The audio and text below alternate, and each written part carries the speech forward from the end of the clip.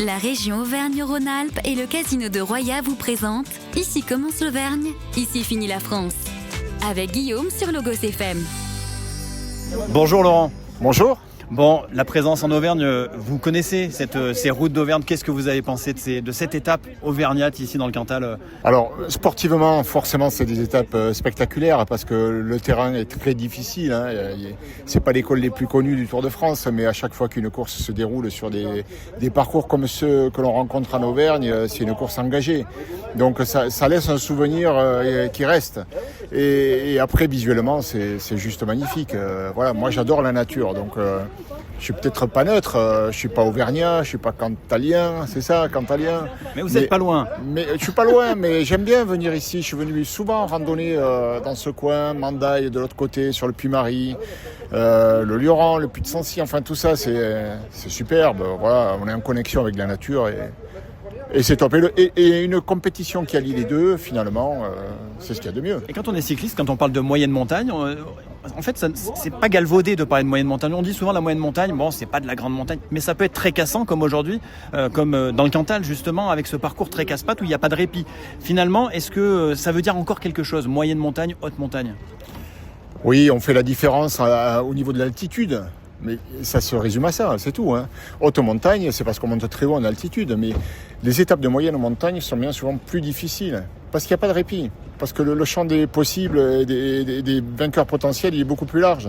Et du coup, la course est plus disputée, plus engagée que sur une étape de haute montagne, où là, elle est réduite à une poignée de coureurs. Donc à chaque fois qu'il y a eu sur le Tour de France des étapes de moyenne montagne, et je suis bien placé pour en parler, quand j'avais gagné le 14 juillet à Mende, c'était au terme d'une journée très accidentée aussi, où la course avait été folle. Donc à chaque fois, c'est un scénario parfois attendu, mais quand même qui laisse des traces. Et voilà, je pense que c'est une course magnifique à chaque fois, on n'est pas déçus. Bon Laurent, avant de vous laisser repartir sur la prochaine étape, un mot sur Paul Sexas qui visiblement vous a tapé dans l'œil et sur évidemment Tadej Pogačar. Il a plié le tour?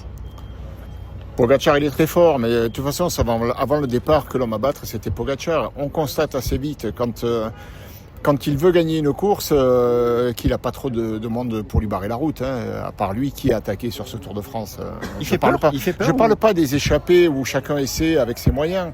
Je parle dans les moments décisifs en haute montagne, ou même sur des étapes comme celle du Lioran, à part lui qui attaque parmi les costauds. On se neutralise, on s'épie, on reste au contact et on veut surtout pas prendre le risque de se mettre à défaut et d'être distancé. Je pense qu'il a réussi quelque chose d'assez fort, c'est de rentrer dans la tête de ses adversaires et d'être craint de tous, jusqu'au point où il n'y a plus personne qui se dit je peux rouler pour le battre. Il n'y croit plus. Donc ça rend la partie beaucoup plus facile à celui qui est déjà le plus fort. Et vous avez un œil sur Paul Sexas, le français, la pépite, 19 ans. Sexas, moi ce qui m'impressionne, c'est ce qu'il est capable de réaliser sur le plan physique à l'âge qu'il a. Il est perfectible encore tactiquement, enfin... Sur plein de domaines, certainement, on le connaît peu, mais on le découvre et je pense que lui aussi se découvre. Et pour le coup, ce qu'il réalise là, sur une étape comme celle-là, à 19 ans, je crois qu'avant lui, personne n'a jamais fait ça. Donc ça confirme tout le bien que l'on dit de lui et qu'il faudra évidemment le suivre de près, non seulement sur cette édition, mais pour les années à venir. Donc c'est que ça, c'est ce qu'il fait, moi, ça m'impressionne beaucoup. Bah merci Laurent et bon tour, alors bonne fin de tour. Eh bien merci, on quitte le Cantal et l'Auvergne, mais bon, tant pis, on reviendra.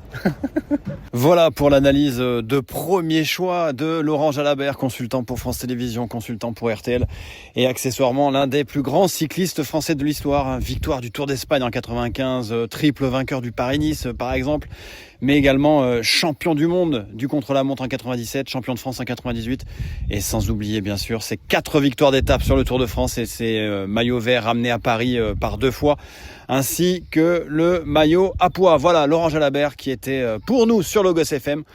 Et pour moi, il ne me reste plus qu'à vous souhaiter, tel un sprinter, une très très belle journée à l'écoute de Logos FM, bien sûr. C'était Ici commence l'Auvergne, ici finit la France. Avec nos partenaires, la région Auvergne-Rhône-Alpes et le casino de Roya. Le lieu de divertissement incontournable au cœur de notre territoire. Jeux, restaurants, spectacles, salles de réception. Avec le Casino de Roya, donnez une chance à l'imprévu. Jouer avec excès comporte des risques. Appelez le 09 74 75 13 13. Appel non surtaxé.